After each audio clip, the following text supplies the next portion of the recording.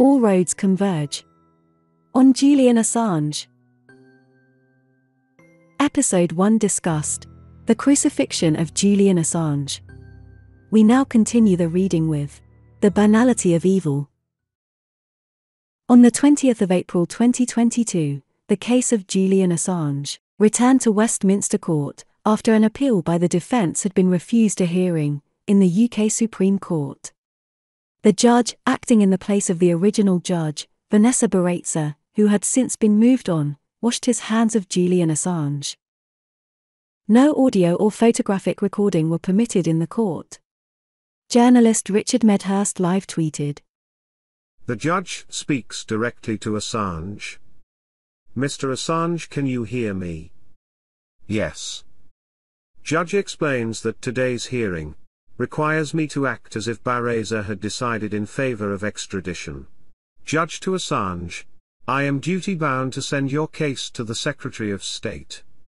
Judge to Assange, I'm obliged to explain to you matters in Section 92 of the Extradition Act. A. You have the right to appeal to the High Court. If you do, it will not be heard until the Secretary of State has made her decision under the Act. Judge to Assange, the same exceptions to bail apply, and I remand you in custody, pending decision from the Secretary of State. Thank you very much, you can go with the officers. Hearing ends.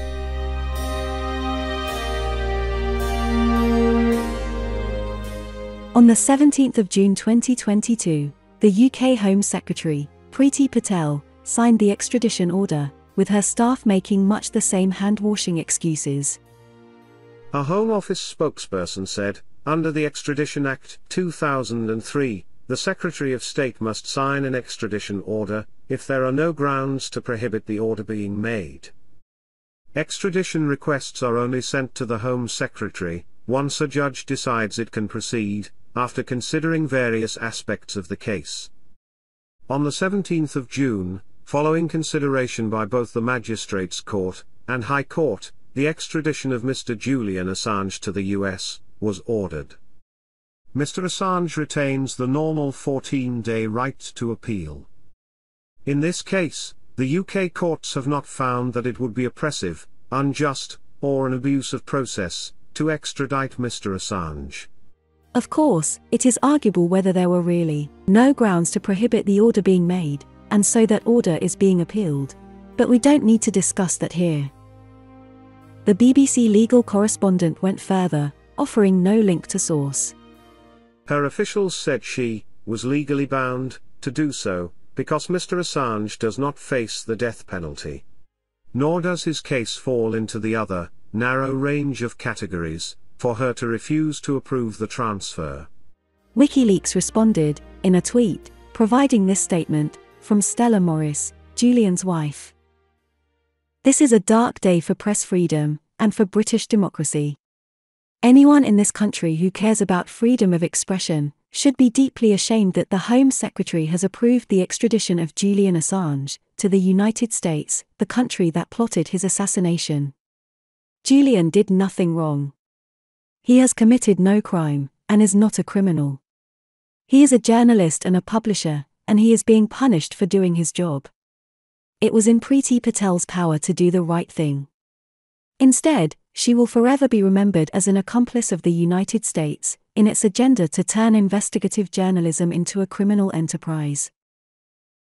Foreign laws now determine the limits of press freedom in this country, and the journalism that won the industry's most prestigious prizes has been deemed an extraditable offense, and worthy of a life sentence. The path to Julian's freedom is long and tortuous. Today is not the end of the fight. It is only the beginning of a new legal battle. We will appeal through the legal system, the next appeal will be before the High Court. We will fight louder and shout harder on the streets, we will organize, and we will make Julian's story known to all. Make no mistake, this has always been a political case. Julian published evidence that the country trying to extradite him committed war crimes, and covered them up, tortured and rendered, bribed foreign officials, and corrupted judicial inquiries into US wrongdoing. Their revenge is to try to disappear him into the darkest recesses of their prison system for the rest of his life, to deter others from holding governments to account. We will not let that happen. Julian's freedom is coupled to all our freedoms. We will fight to return Julian to his family, and to regain freedom of expression for us all.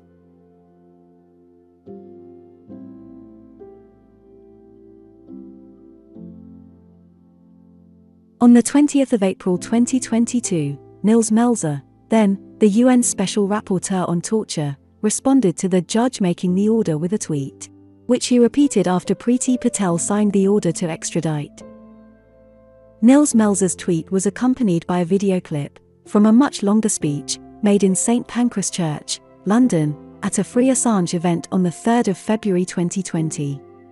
The text of his tweet read, "On this day, let us remember that the banality of evil manifests whenever officials, simply by sticking their heads in the sand and just doing their jobs, enable dehumanization, torture, and persecution. On this day, let us look in the mirror and ask ourselves, how far have we sunk? How far have we sunk if we prosecute people that expose war crimes for exposing war crimes? How far have we sunk when we no longer prosecute our own war criminals because we identify more with them than we identify with the people that actually expose these crimes? What does that tell about us and about our governments? How far have we sunk when telling the truth becomes a crime?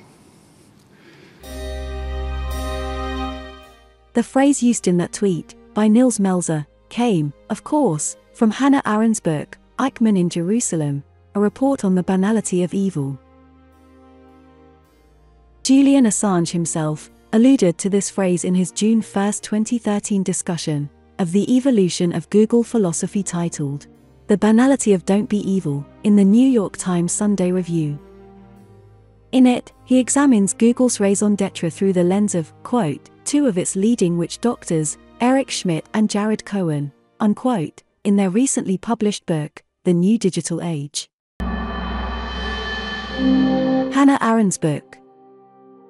In a 2001 review of Eichmann in Jerusalem, a report on the banality of evil, one person wrote, I first read this book 20+ years ago, in my senior year of college, in a political theory seminar on Arendt, and have reread it, from time to time, ever since. The seminar professor offered a keg of beer to anyone who could find the phrase banality of evil in the text of the book. Not the cover, in Arendt's text. No one won the keg, because Arendt never uses the phrase banality of evil anywhere in the book. And she was not saying evil is banal. What she was trying to drive at, is that you don't need a raver like Hitler, or an obvious monster with long fangs, to do evil. She was saying that ordinary people, the kind you live next door to, or pass on the street every day, without a second thought, can do tremendous evil. It's a conclusion that I agree with, in my brain, but still grapple with emotionally. I'm also grateful to her, because this book is the first place where she recounted the story of the Danish Jews, who were protected by just about the entire population of Denmark, when the Nazis tried to round them up. Of that latter episode, Arendt writes, The story of the Danish Jews is sui generis, and the behavior of the Danish people, and their government, was unique among all the countries of Europe, whether occupied, or a partner of the Axis, or neutral and truly independent. One is tempted to recommend this story as required reading in political science to all who wish to learn something about the enormous power potential inherent in nonviolent action and in resistance to an opponent possessing vastly superior means of violence. My copy of the book, Penguin Classics, 2006, comes with a lengthy introduction, The Excommunication of Hannah Arendt, by Amos Elon. It explains the evolution of the book and how Arendt was initially seen as a heretic by her own people using Arendt's letters and interviews. Amos Elon notes, Evil, as she saw it, need not only be committed by demonic monsters, but, with disastrous effect, by morons and imbeciles as well. The storm broke out after publication. Mainly because of Arendt's portrait of Eichmann as a diligent, yet banal bureaucratic criminal. The term banality actually appears only on the last page, but is implicit throughout the entire book. She concluded that Eichmann's inability to speak coherently, in court, was connected with his incapacity to think, or to think from another person's point of view. His shallowness was by no means identical to stupidity. He personified neither hatred, or madness, or an insatiable thirst for blood, but something worse, the faceless nature of Nazi evil itself, within a closed system, run by pathological gangsters, aimed at dismantling the personality of its victims. The Nazis had succeeded in turning the legal order on its head, making the wrong and malevolent the foundation of a new righteousness. Whether or not the now famous, and somewhat contentious phrase, the banality of evil, was the best choice of words, it fits with Arendt's opening comments in Chapter 8, The Duties of a Law-Abiding Citizen. So Eichmann's opportunities for feeling like Pontius Pilate were many, and as the months and the years went by, he lost the need to feel anything at all. This was the way things worked, this was the new law of the land, based on the Führer's order. Whatever he did as far as he could see, as a law-abiding citizen. He did his duty, as he told the police and the court over and over again. He not only obeyed orders, he also obeyed the law. This Pontius Pilate attitude rhymes exactly with the behavior of the judge who made the order for the extradition of Julian Assange to the United States, to a nation-state which, the evidence had shown, had already spied on Assange's meetings with his lawyers and doctors, indeed on almost all his activities 24/7. Had already made plans to kidnap and/or assassinate him, and which had already been found by several UN special rapporteurs, Nils Melzer amongst them, to show contempt for the human rights of prisoners in their care at a level which conflicted with international law, a level which amounted to torture. It rhymes not just with the behavior of that judge. All of the judges in this case, so far, including its first iteration a decade earlier, involving a Swedish request for extradition, have bent over backwards to find ways, within the law, to carry out the wishes of Assange's persecutors. We are reminded of the famous William Kunstler speech about the terrible myth, the aura of legality. That's the terrible myth of organized society, that everything that's done through the established system is legal, and that word has a powerful psychological impact. It makes people believe that there is an order to life and an order to a system, and that a person that goes through this order and is convicted has gotten all that is due him, and therefore society can turn its conscience off and look to other things and other times. And that's the terrible thing about these past trials, is that they have this aura of legitimacy, this aura of legality. I suspect that better men than the world has known, and more of them, have gone to their death through a legal system than through all the illegalities in the history of man. 6 million people in Europe during the Third Reich, legal. Sacco Vanzetti, quite legal. The Haymarket defendants, legal. The hundreds of rape trials throughout the South, where black men were condemned to death, all legal.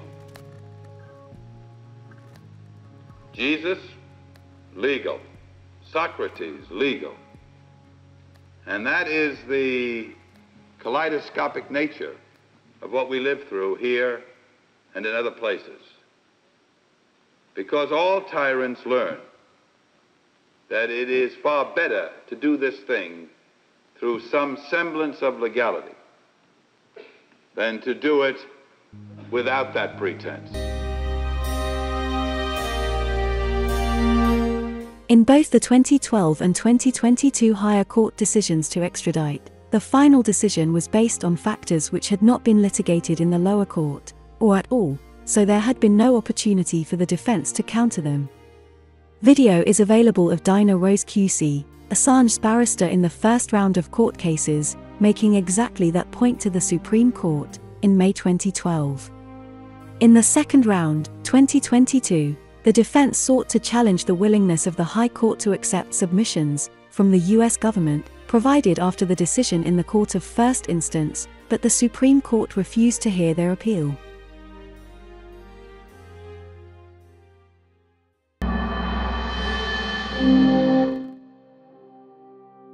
Many years after the Eichmann book, a film was made about Hannah Arendt. In the 20th of June 2013 critique of the film, titled Hannah Arendt, Margaret von Trotter's film revisits debate over Eichmann trial, the authors note. Von Trotter has chosen to focus her film on a relatively brief, but important period in Arendt's life, from approximately 1960 through 1963. With her reports on the Eichmann trial, Arendt became a very public figure, provoking vitriolic denunciations from the Zionist establishment, and raising questions about the history and the nature of the Nazi Holocaust. As she observes, Arendt comes to several conclusions. She is struck by Eichmann's testimony, by what director von Trotter sums up as his mediocrity, obedience, and inability to think for himself. These traits, Arendt concludes, combined with his organizational skills, made possible his role in organizing the transport of millions of people to the gas chambers at Auschwitz and elsewhere. She coins the phrase banality of evil to characterize the bureaucratic mentality and mind of the Nazi leader. At the same time, Arendt is shocked by testimony at the trial about the cooperation of leaders of the Judenrat, the Jewish council set up by the Nazis in occupied territories, cooperation that smoothed the organization of the transports, the death camps. The film closes with Arendt publicly defending her characterization of Eichmann. Ostracized by her colleagues at the New School, and pressured to give up her teaching duties, an early example of what we now call deplatforming, Arendt refuses. Addressing a lecture hall filled with students and faculty, the actress playing Arendt speaks for a full 8 minutes, explaining that the only antidote to the banality of evil is critical thought on the part of the enlightened individual. The critique of the film goes on to denounce it. The film is unable to genuinely explore and explain these issues. Nevertheless, the film overall is relatively dull and stolid. The authors criticize Arendt. At the same time, Arendt's whole method led her to conclusions that only strengthened her enemies, enabling them to pose more effectively as opponents of Nazism. Later evidence has demonstrated what should have been quite clear to Arendt at the time. Despite his play-acting during the trial, Eichmann was no naive and obedient bureaucrat, but rather, a vicious anti-Semite who threw himself into the work of the final solution and boasted about the number of Jews whose murder he had organized. The authors of the film critique, writers for the World Socialist website, sum up, from their own political perspective. Arendt's banality of evil theory is not entirely without insight, insofar as it implied that the worst crimes against humanity were not necessarily carried out by the most obvious monsters. Indeed, the 20th century demonstrated that average people could endorse or engage in such behavior. The point is to understand how this takes place, how, for instance, sections of the ruined and desperate middle classes in Germany were won or submitted themselves to the Nazi cause. How they were pitted against the working class, and also, how this outcome was not inevitable. A wise person may choose to skip the film, I haven't seen it myself, and simply read Arendt's book and draw their own conclusions. I revisit it often these days. It has left a strong impression on me. An update. Audio tapes that purport to be an authentic interview with Adolf Eichmann in Buenos Aires, Argentina, 3 years before his arrest, have recently surfaced. See the article dated the 15th of July 2022, titled, The Eichmann Tapes and the Comforting Myth of the Banality of Evil. From the information currently available, it does not seem to me that these tapes, assuming they are genuine, invalidate Arendt's thesis. My own view is that many people simply misunderstand what Arendt actually meant about the banality of evil, despite seeing evidence of the phenomena in action all around them. A simpler commentary. Avoiding madness in crowds. Shared Becaius came at the same problem from a different angle in his recent article, Kill the Coward Inside You. He quotes not only from Hannah Arendt, but also from Alexander Solzhenitsyn, in the Gulag Archipelago. How we burned in the camps later. We did not allow freedom enough. And even more we had not paid attention to the real situation. We purely and simply deserved everything that happened afterward. His main point is that most people are not really taken over by the prevailing insanity, or evil, of a prevailing regime, but that they go along with it, because, he says, the problem is that most sane people are cowards. They don't stand up to extremists. Therefore, the sanity of the individuals that make up the crowd is useless. Faced with extremism, the sane individuals form an insane crowd. A sane crowd absorbs the insanity of individuals. An insane crowd amplifies it. Our individual sanity does not matter if we do not show it. You cannot distinguish a crowd that has gone mad from a crowd that fails to stand up to madness. There has been much talk lately of this madness of crowds, and the role that induced fear, followed by blanket propaganda, plays in inducing this madness. A related term that has recently entered the international vocabulary in the context of the COVID-19 pandemic is mass formation. This is sometimes called mass formation psychosis. The author of this concept was the Belgian Dr. Mattias Desmet, but the person who brought it to public consciousness was Dr. Robert Malone, who spoke about it on a Joe Rogan episode that got over 50 million views. So what are the conditions for mass formation, as laid out by Mattias? There is a sense of social isolation that pervades society. People are disconnected. Now, he cites the figure from various studies, and I recommend to your audience that they go back and search Mattias Desmet's videos on YouTube, and you'll find this stuff where he cites the reference source. He cites that there are solid data that something like 60% of the population of the United States believes that they have no friend, which is profound. We had become profoundly decoupled from each other as a society. Hannah Arendt had spoken earlier about this sense of isolation and a human need for connection in relation to Eichmann. This concept was also explored by E.M. Forster in his novels, such as Howard's End, published in 1910, and in his essay What I Believe, published in 1938. This was often summed up in the phrase, only connect. So one of the conditions is this decoupling from each other and from the classic social institutions, churches, Rotarian groups, any of these things, sports events, teams. We've become decoupled, isolated. This is before the virus. Had developed a sense of free-floating anxiety. This is one of the key features. A sense of anger, aggression, free-floating, undirected anger and aggression. Well, and just to be clear, free-floating, for the benefit of everyone, just means that you're not sure why. Yeah, Mattias uses the example that in standard anxiety, we have a mental image of the thing that is causing the anxiety. That can be actually very adaptive. If we have a mental image of a tiger, we're anxious because the tiger might eat us. A mountain lion, if you're living out west. I mean, mountain lions eat people out west. It happens. Or a bear, okay? If we have that mental image of what the threat is, then the anxiety isn't free-floating. It's directed against a specific thing, and it's adaptive. Once the free-floating anxiety reaches a critical level, along comes the propaganda that tells people the object to which they should attach all that anxiety. Mattias Desmet discusses more on this theme in this video. Red Queen thinking. In the Nazi era, German state propaganda encouraged Germans to attach the anxiety, caused by rampant inflation, to the Jewish people. There was also a contrived public health cloud cast over the Jewish people in the prevailing propaganda, in that they were made out to be the carriers of such germs as typhus. In the Trump era, the mass media encouraged US citizens, and others, to attach their rising levels of anxiety to Russian interference.